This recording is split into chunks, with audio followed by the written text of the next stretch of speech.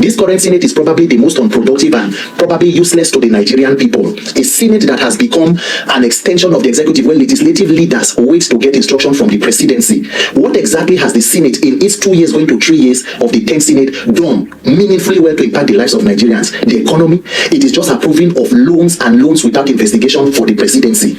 And then you see National Assembly members, instead of taking the pains of carrying out oversight, they are more interested in political controversies and all sorts. Nigeria, we have been living in self-deceit. We have been living a lie. We claim to be a democracy. This year we celebrated 26 years of uninterrupted democracy in our fourth republic, and we have just done 65 years of independence. The hallmark of every democracy are free, fair, credible, and peaceful elections. That is the foundation, because it is a social contract where the citizens choose their leaders, and when they are dissatisfied with their performance, they can vote them out. If you fail to fix elections, there is no point of accountability. So we go through a vicious circle where people just continue to lament about bad leadership. They rig themselves back into power. They complete their 8 years. They rig another person who will become even worse. So if truly we want to be a democracy, it must be through free, fair, credible, and peaceful elections. Because elections do not only bring government, they give legitimacy to governance. That is why it became very important that, look, Inec and the electoral process and the judiciary have become the weapon fashion against Nigeria. We must put a spotlight on it. My country people, they matter long. Long. This one na Peter Akah for Nigeria. Now don't they talk say Inec, according to him, he say Inec and the judiciary. Say now them be the problems of Nigeria. Telling you, say Inec and the judiciary system of Nigeria, say that them be the main problem of Nigeria. My country people, I go allow the video make it play for now. Make una hear everything when he get to talk inside the matter. Why he feel say Inec and judiciary now the main problem of Nigeria. Say now the two things will be our problem for Nigeria. Make we listen to Mr. Peter Akah. May we watch and together, my people. Inec and the electoral process and the judiciary have become the weapon fashion against Nigeria. We must put a spotlight on it. Since 1999, the current president is the only president who has not come out to talk about electoral reforms and free and fair elections, even though he prides himself as being one of the persons who fought for the June 12 MKO Abiola mandate, which was all about free and fair elections.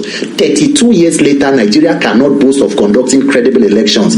Even the late President Yaradua admitted that the elections that brought himself and the then Vice President Jonathan, he said they were flawed. We needed to improve on them. Unfortunately, he passed. But President Jonathan took it a step further to sign the 2011 Electoral Act, conducted the elections that were seemingly free and fair that brought President Buhari. Then the destruction of INEC and the judicial system began. And that is where we are today.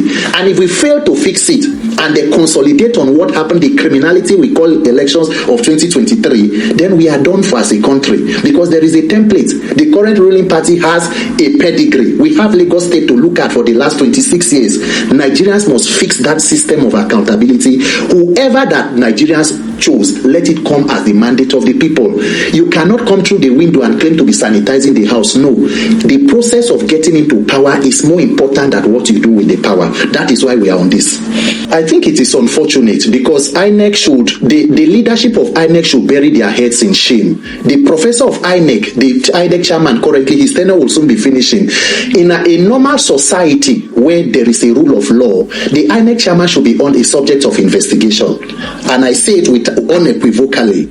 If you collect 300 and something billion to carry out one particular project, you say the electronic technology will be the game changer. You needed about 150 billion and all of the position papers you did. Sir, on the day of delivering, you said the Senate result could pass through the server, but the presidential could not because there was a glitch. Sir, do we know what caused the glitch? Has INEC told us why we should not have further glitches moving forward? The politicians, have they come out to say, in the minimum, let us know why taxpayer money should be wasted in such a misadventure, and on the day of delivery it fails? Until date, there is no conversation about electronic tech. In fact, the 2023 election has not even been reviewed by this current INEC chairman who is about to go. And when you say the people do not trust the process, INEC data for 2023, total number of registered voters was about 93 million. Collected PVCs were about 87 million according to INEC. The total number of persons who voted in that election were less than 28 million people. Sir, why do more than 50 million people take the pain of registering, collecting PVC and are not interested? It's simple. Nigerians do not trust those processes or those activities we call elections. In the words of one of the African Union observation team that came in 2023, they say what we came to do was not election monitoring, it was a crime watch. Imagine leadership that comes from a process of criminality. How does the country move forward? And INEC is telling people that it's not about. So for us now, it is to plug the loopholes.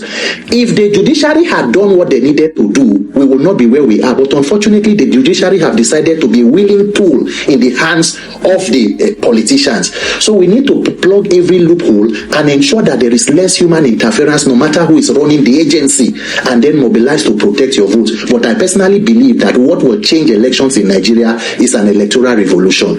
How do you respond to the fact that